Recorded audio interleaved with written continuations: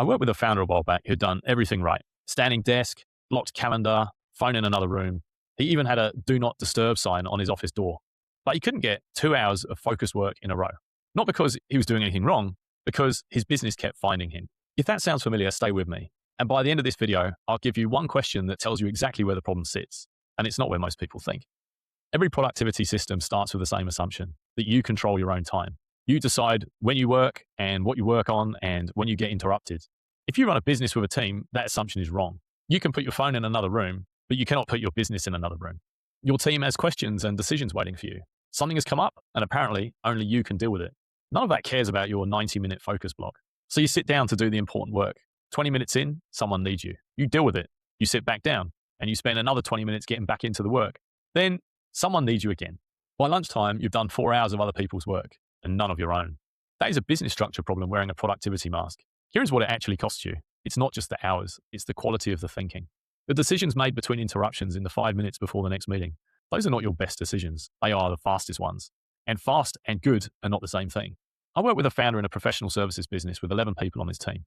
He told me his best ideas always came on holiday, but he didn't need more holidays. He needed to stop being the on-call service for his own business.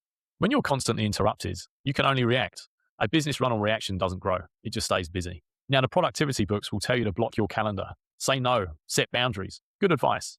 But here's what they don't tell you. If your team can't make decisions without you, they'll break through every boundary you set. Not because they're difficult, because you're the only person authorized to answer that question. So the fix is not personal, it is structural. You need to build a business where fewer questions reach you in the first place.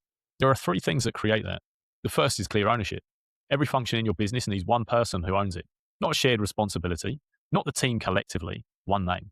If your team member has a question about marketing, they should be going to the person who owns marketing, not you. The moment everything routes back to the founder, you become the bottleneck, and no productivity system will fix that. The second is decision authority. Right now, most founders are making decisions they shouldn't have to make. Small budget calls, client communication choices, internal scheduling. These sit in a queue waiting for you.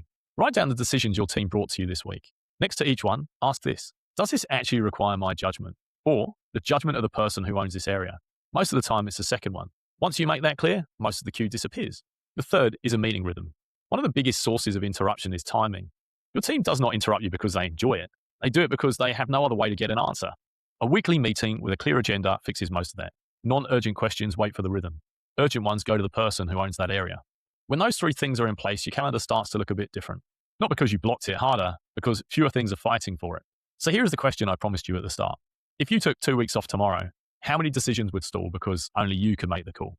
If the answer is a lot, you don't have a productivity problem. You have an ownership problem that's very fixable. See you in the next one.